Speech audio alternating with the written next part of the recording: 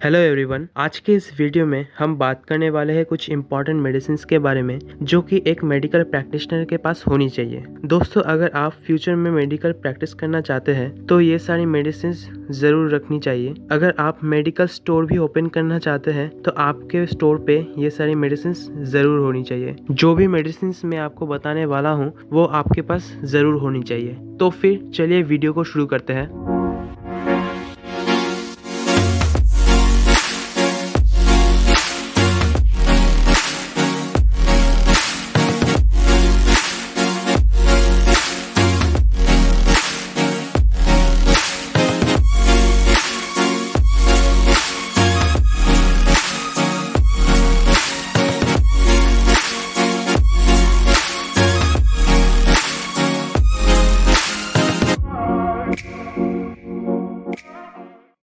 तो फिर सबसे पहले शुरुआत करते हैं, क्योंकि हम लोगों ने कैटेगरीज में बांट दी है जिससे कि आपको चीज़ें आसानी से पता चले। कुछ कैटेगरीज की मेडिसिन है जिसमें सबसे पहले आती है पेन किलर एंड फीवर की मेडिसिन, जिसे हम कहते हैं एनाल्जेसिक एंड एंटीपायरेटिक मेडिसिन। दूसरी कैटेगरी है cough and anti allergic medicine के लिए। तीसरी है वॉमिटिंग एंड गैस के लिए, क्योंकि ये सबसे ज़्यादा कॉमन प्रॉब्लम्स है। और कुछ कॉमन एंटीबायोटिक्स जिन्हें ज़्यादातर यूज़ किया जाता है। कुछ अलग से मेडिसिन जो कि आपको रखने चाहिए वो मिसलेनियस एंड अदर कैटेगरीज में आते हैं। तो फिर चलिए शुरुआत करते हैं इस वीडियो की। तो फिर देखते हैं कौन कौन से पेन किलर और फीवर में यूज़ होने वाले मेडिसिन होने चाहिए। जिसमें अगर फीवर की सबसे पहले बात करें, जिसको एंटीपायरेटिक मेडिसिन भी बोलते हैं, उसमें आपको पता है कि एक ही मेडिसिन ज़्यादातर यूज़ होता है जो कि है पैरासीटामोल, जो कि 500 मिलीग्राम और 650 मिलीग्राम के क्वांटिटी में आता है। तो फिर इसको आप अपने पास ज़रूर रखिए।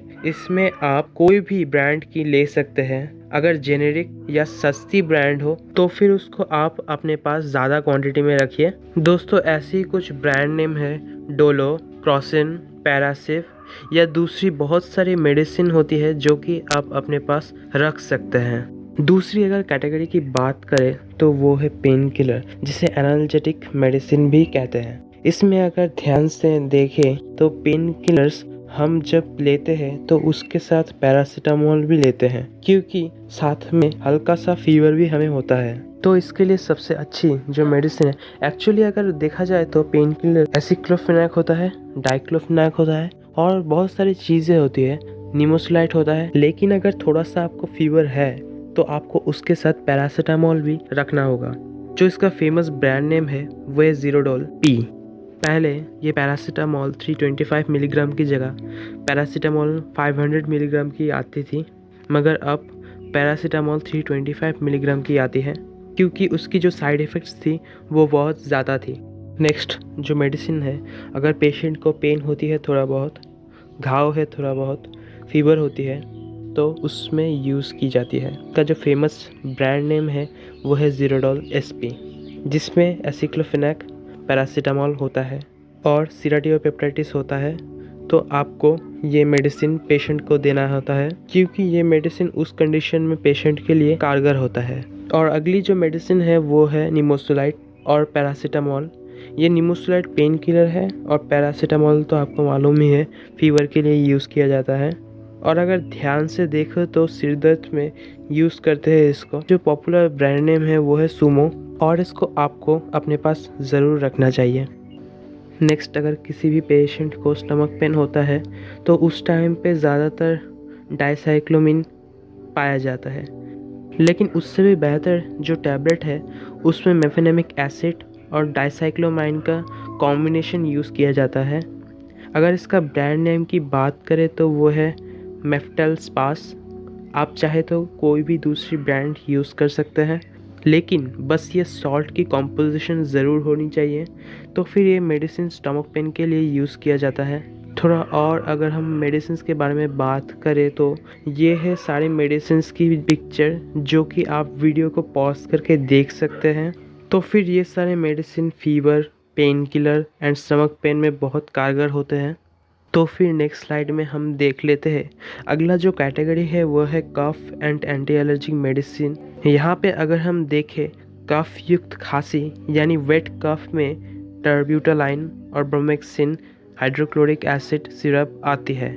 अलग अलग ब्रांड नेम से आती है। यहाँ पे कुछ पिक्चर्स दिए हुए हैं, आप कोई भी चाहे तो ले सकते हैं। अब अगला जो मेडिसिन है वो है ड्राई कफ के लिए। किसी भी पेशेंट को अगर सूखी खांसी आ रही हो तो उसके लिए डेक्स्ट्रोमेथोर्फिन, हाइड्रोक्लोरिक एसिड और क्लोरोफेंजिनामाइन मेलिएट सिरप यूज़ किया जाता है। ये अलग अलग ब्रांड से आती है, आप कोई भी ब्रांड ले सकते हैं। मैं आपको बार बार कह रहा हूँ, आपके वहाँ जो भी अवेलेबल हो, जो भी सस्ता हो, आप वो ले सकते हैं। लेकिन अगर अब पेशेंट को पता ही ना हो कि उसे किस टाइप की कफ है, तो फिर उस कंडीशन में dextromethorphan, hydrochloride, chlorpheniramine maleate, guaifenesin and ammonium chloride syrup होता है जो पेशेंट को दिया जा सकता है पीने के लिए, और ये अच्छा कारगर भी होता है। अब थोड़ा सा आगे बढ़ते हैं और देखते हैं कुछ एंटी एलर्जिक मेडिसिन जो कि इस कैटेगरी में आते हैं, जो कि आपके पास होने ही चाहिए। तो फिर सबसे ज़्यादातर यूज़ किया जाने वाला जो टैबलेट है वो है सेट्राजिन। ये एक्सपेंसिव नहीं होता है, तो आपके पास ज़रूर होना ही चाहिए। इसके साथ आप एवेल भी दे सकते हैं। अगर नेक्स्ट बात करें तो कॉमन कोल्ड की, वो भी एक टाइप की एलर्जी ही होती है, जिसमें सेट्राजिन दे सकते हैं आप, और फेनिरामाइन मेलिएट और विकोरिल मेडिसिन भी आप दे सकते हैं कॉमन कोल्ड में। नेक्स्ट अगर हम बात करें तो वॉमिटिंग एंड गैस कैटेगरी की। पहले वॉमिटिंग की बात करें अगर, तो ऑन्डेंसेट्रॉन 4 मिलीग्राम टैबलेट आप कोई भी कंपनी की ले सकते हैं, और डोम्प्रिडॉन DT टैबलेट आप कोई भी कंपनी की ले सकते हैं। ये दो मेडिसिन दी जाती है वॉमिटिंग के लिए।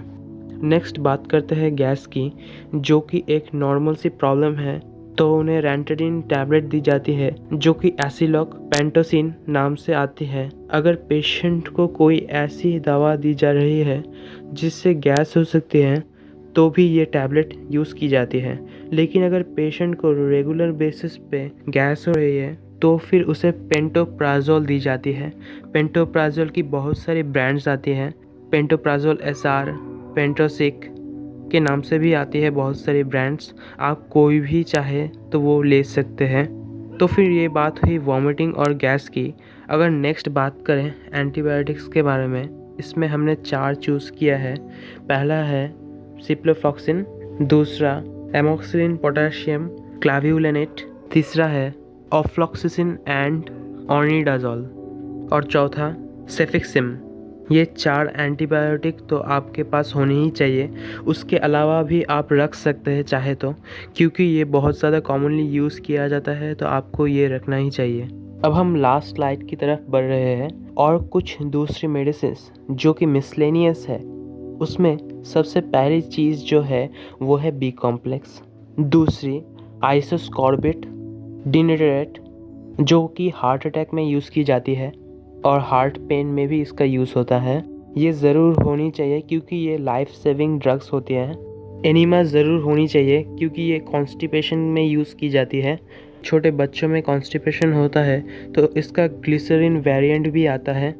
अगर पेशेंट को भूख नहीं लग रही है, उनका खाना नहीं पच रहा है, तो फिर उन्हें एक सिरप दिया जाता है जो कि है सिप्रोहेप्टेरिन ट्राइक्लाइन सिट्राटेट कॉर्बाइटल। ये ओरल सोल्यूशन के रूप में दिया जाता है।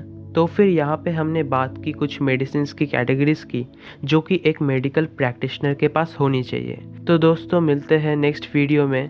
पूरा वीडियो देखने के लिए आपका बहुत बहुत धन्यवाद। मैं हूँ आपका दोस्त और होस्ट परमेश्वर अधिकारी। तो फिर मिलते हैं नेक्स्ट वीडियो पे, तब तक के लिए साइनिंग ऑफ।